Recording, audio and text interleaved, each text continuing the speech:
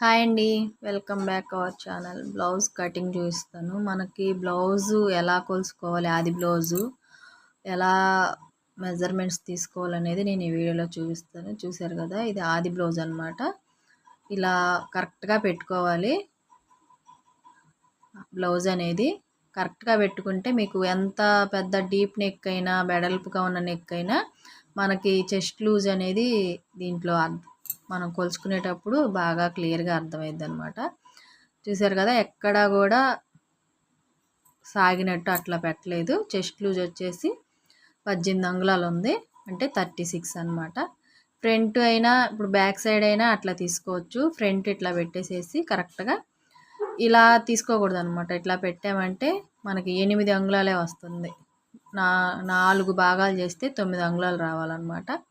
ఇప్పుడు నేను పట్టుకున్నాను చూడండి, అట్లా పైకి తీసి పట్టుకుంటే ఇప్పుడు 9 అంగుళాలు వచ్చింది అనమాట. ఫ్రంట్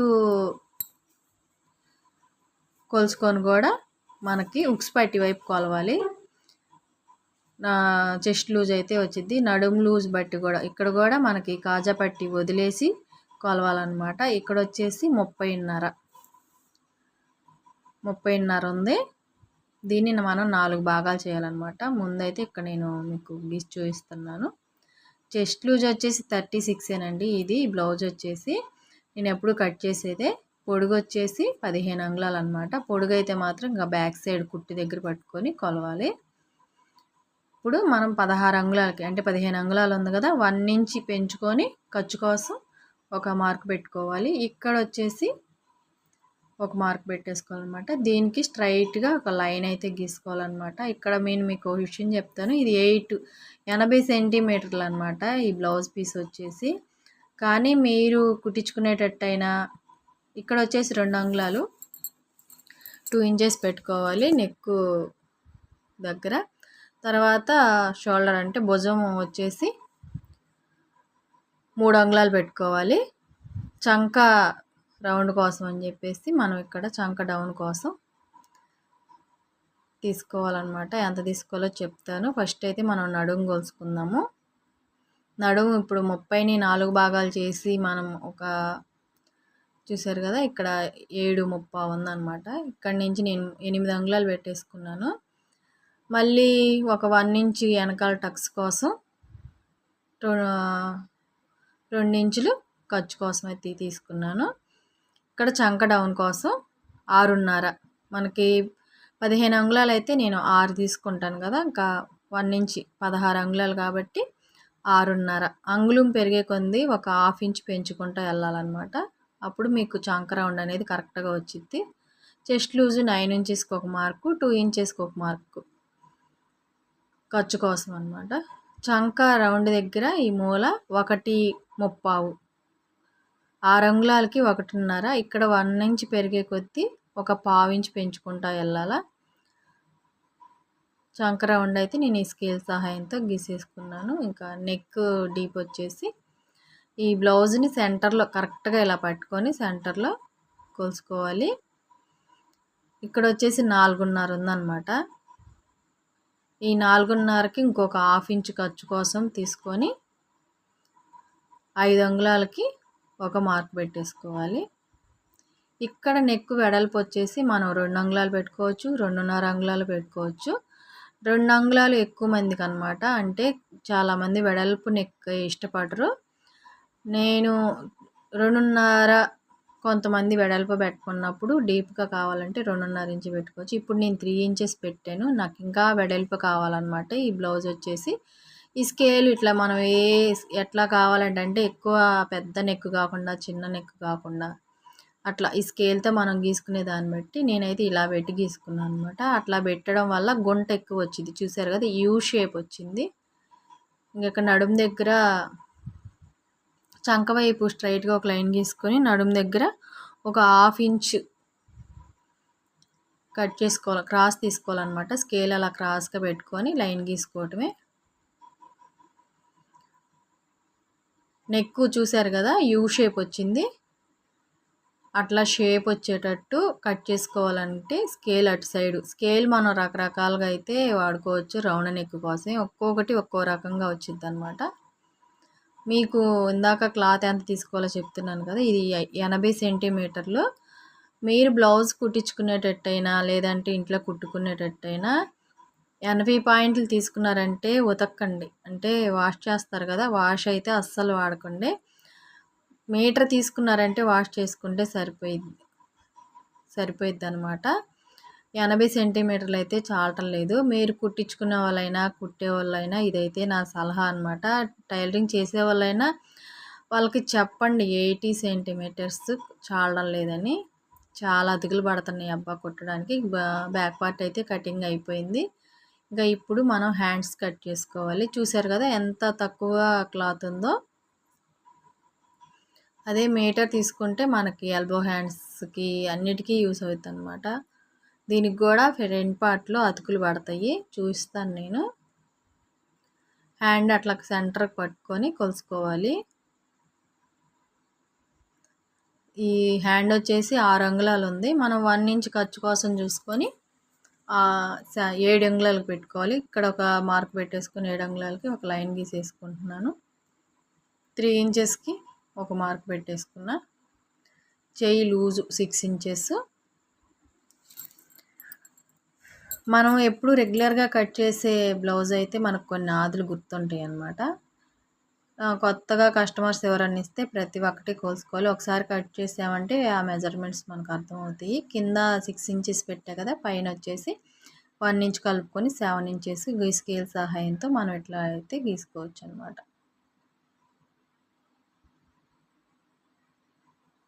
ఇది ఈజీ మెథడ్. హ్యాండ్ కట్ చేయాలంటే ఈజీగా అనమాట. ఇది ఇంకొక మెథడ్. ఇది ఇంకొకసారి అయితే చూపిస్తాను నేను మీకు.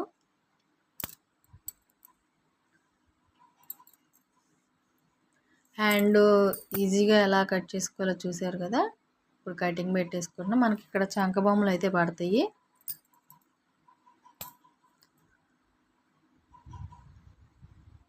హ్యాండ్ కటింగ్ అయితే అయిపోయింది. ఇప్పుడు క్రాస్ తీసుకోవాలి. క్రాస్ కోసం మనం ఇక్కడ ఒక డాట్ పెట్టుకున్నాం కదా సెంటర్లో, అక్కడి నుంచి 1 ఇంచ్కి ఒక మార్క్ పెట్టేసుకొని అక్కడి నుంచి మళ్ళీ మనం ఇక్కడ ఖర్చు దగ్గరికి సెంటర్లో ఒక 3/4 ఇంచుకి ఒక మార్క్ పెట్టేసుకొని ఇట్లా లైన్ గీసుకున్నామంటే చూసారు కదా, క్రాస్ తీసేసాను. ఇప్పుడు ఫ్రంట్ పార్ట్ అయితే తీసుకోవాలి. ఈ భాగంలో నాకు ఫ్రంట్ పార్ట్ ఒక్కటే కటింగ్ పెట్టమని కామెంట్ అయితే వచ్చింది. చాలా రోజులు అవుతుంది. నేనైతే దానికి రిప్లై వీడియో కూడా పెట్టలేదు. ఒకటైతే పెడదాం ఖచ్చితంగా. ఫ్రంట్ పార్ట్ ఎలా తీసుకోవాలి, అసలు నేను ఎలా తీసుకుంటాను అనేది మీకు చూపిస్తాను. అప్పుడు మీకు ఏమైనా డౌట్స్ ఉంటే ఇంకా అడగచ్చు.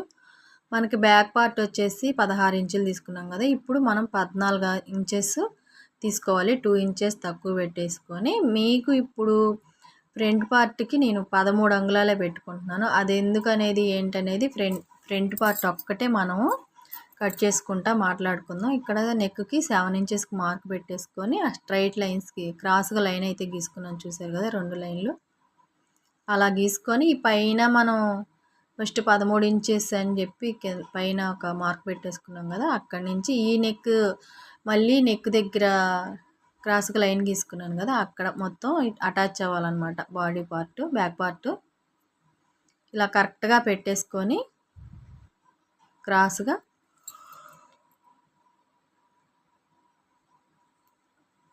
క్రాస్ కటింగ్ కాబట్టి మనం క్రాస్గా పెట్టుకోవాలి. స్ట్రైట్ కటింగ్ అయితే స్ట్రైట్గా పెట్టుకోవాలి. ఎట్లా ఉందో అట్లా సేమ్ ఇట్లా అయితే గీసుకోవాలన్నమాట. మార్క్ చేసుకోవాలి.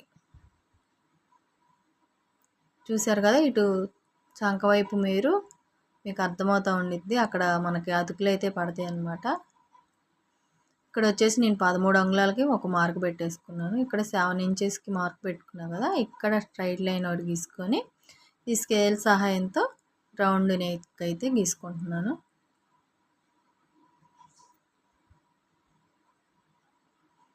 ఇప్పుడు చంక లోతు ఎంత తీయాలో ఎక్కడ తీయాలో చాలామంది కొత్త వారికి డౌట్ ఉండొచ్చు. మనకు చంక వచ్చేసి మన చెస్ట్ లూజ్ ఎంత ఉందో అంత వచ్చింది అనమాట. అది సెంటర్కి మార్క్ చేసుకొని అక్కడ 1/2 ఇంచుకి మార్క్ చేసుకోవాలి. పైనుంచి 1 ఇంచుకి ఒక మార్క్ పెట్టుకోవాలన్నమాట. అంటే మరీ షోల్డర్కి అటాచ్ అయ్యి తీయకూడదు అనమాట. క్రాస్ కొంచెం ఒక 1 ఇంచ్ గ్యాప్ ఉంటే సరిపోయిద్ది. ఇక 2.5 ఇంచుకి ఒక మార్క్ పెట్టేసుకోవాలి. మనకి పొడుగు ఎంతైనా సరే ఇక్కడ 2.5కే పెట్టుకోవాలి. ఇక్కడ వచ్చేసి నేను 5 ఇంచెస్కి మార్క్ పెట్టుకుంటున్నాను. మామూలుగా అయితే 14 అంగుళాలు పెడితే 6 అంగుళాలకు పెట్టుకోవాలి. ఇప్పుడు నేను 13 అంగుళాలు పెట్టా కదా పొడుగు వచ్చేసి, అందుకని చెప్పేసి 5 అంగుళాలకు పెట్టుకోవాలన్నమాట. చూసారు కదా, ఇప్పుడు పర్ఫెక్ట్గా ఫ్రంట్ అయితే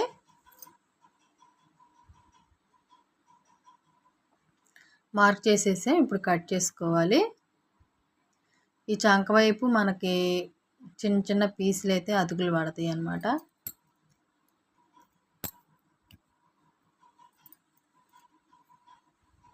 ఇప్పుడు కట్ చేస్తున్నాను కదా అక్కడ. ఈ బ్లౌజ్ అనేది ఫిట్టింగ్ చాలా బాగుండిద్ది. మీరు ఈ మెథడ్లో ఒకసారి కట్ చేసి చూడండి. చాలా ఈజీ మెథడు.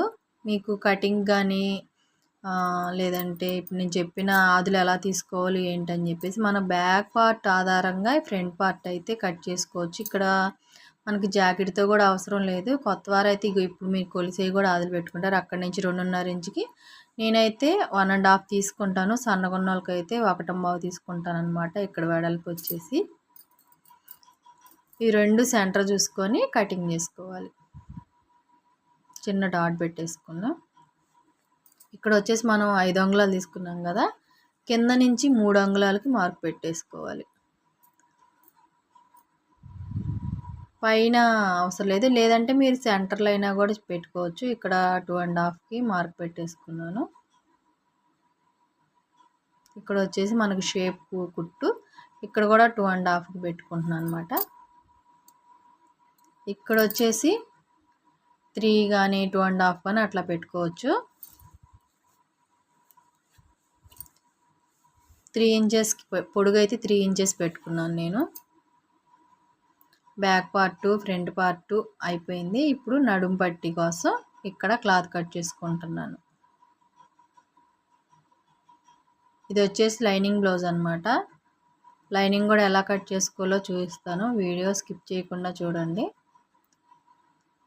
ఇది షేప్ బెల్ట్ కోసం 3 ఇంచెస్కి ఒక మార్క్ పెట్టుకున్నాను. ఇక్కడ మనకి బ్యాక్ పార్ట్ చెస్ట్ లూజు 9 అంగుళాలు ఉంది కాబట్టి 9 అంగుళాలు కానీ, లేదా మీకు ఒకవేళ డౌట్గా ఉంటే 10 అంగుళాలు అయినా పెట్టుకోవచ్చు. నేను 9 ఇంచెస్కి తీసుకుంటున్నాను అనమాట. ఎందుకంటే మనకి ఇక్కడ ఇంకా క్లాత్ లేదు.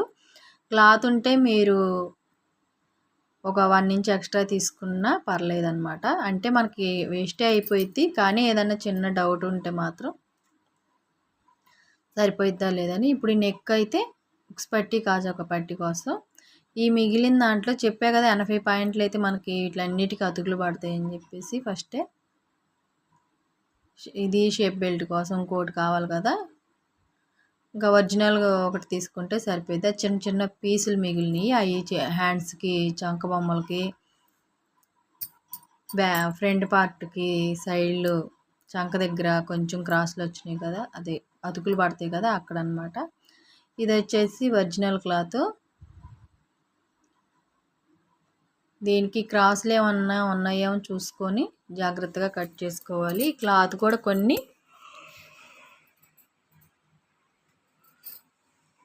జారిపోయే క్లాతులు, స్మూత్గా ఉండే క్లాతులు చూడండి.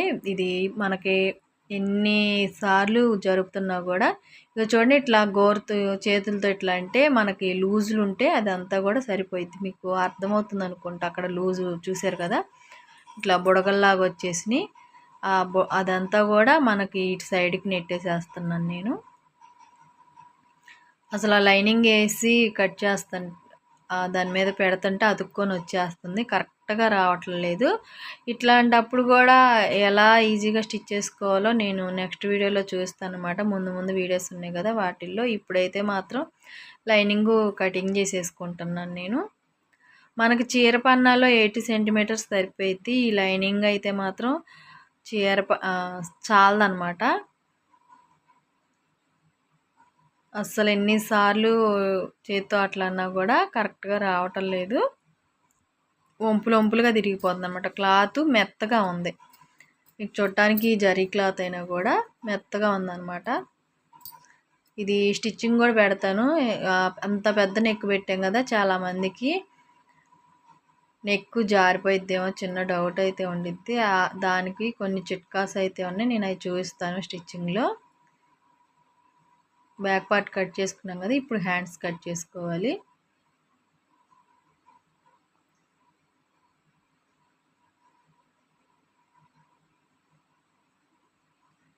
హ్యాండ్స్ కోసం ఇక్కడ మనం క్లాత్ వేస్ట్ కాకుండా ఇటు సైడ్ ఈ చివర తీస్తారు అనమాట మామూలుగా అయితే. అట్లా కాకుండా నేను ఇటు సైడ్ తీసేస్తున్నాను. ఇప్పుడు మనకి లైనింగ్కి అతుకులు పడతాయి. ఇప్పుడు ఒరిజినల్ క్లాత్కి అతుకులు పడకుండా తీసుకుంటున్నాను అనమాట. ఇట్లా పెట్టుకున్నామంటే ఒరిజినల్ క్లాత్కి అతుకులు కూడా పడవు. మనకి ఎక్కువ శాతం ఇటే తీసుకోవాలి, ఎందుకంటే బార్డర్స్ కూడా ఇటు సైడే వస్తాయి కాబట్టి. హ్యాండ్ కటింగ్ కూడా అయిపోయింది, పక్కన పెట్టేసుకున్నా. ఇప్పుడు ఫ్రంట్ కటింగ్ అయితే పెట్టాలి. ఇది కూడా చూడండి క్రాసు. ఈ క్లాత్ అనేది అతుక్కొని లైనింగ్తో పాటు వచ్చేసేస్తుంది. కొంచెం ఇబ్బందే పెట్టిందని చెప్పాలి మీకైతే. రకరకాల క్లాత్లు వస్తుంటాయి, అన్నిటిని మనం ఒకేలాగా ట్రీట్ చేసి బ్లౌజ్ అయితే నీట్గా స్టిచ్చింగ్ చేసేవ్వాలి. టైలర్స్ పని అయితే అదే. ఎలాంటి క్లాత్ అయినా దాన్ని అందంగా తీర్చిదిద్దడమే మన పని. దాంట్లో ఎంత కష్టం అనేది కస్టమర్స్కి కూడా అవసరం లేదు. నీట్గా స్టిచ్చింగ్ చేసి ఇచ్చామంటే వాళ్ళు ఫుల్ సాటిస్ఫాక్షను, మనకు కూడా ఫుల్ సాటిస్ఫాక్షన్ అనమాట. ఇది మనకి క్రాస్ ఎలా వచ్చిద్ది, క్లాత్ ఎలా వేస్ట్ కాకుండా ఉండిద్ది అన్న దానికోసం నేను అటుకి ఇటుకి తిప్పుతూ ఉన్నాను. ఎందుకంటే మనకి ఇంకా షేప్ పట్టీలు రావాలి దీంట్లో.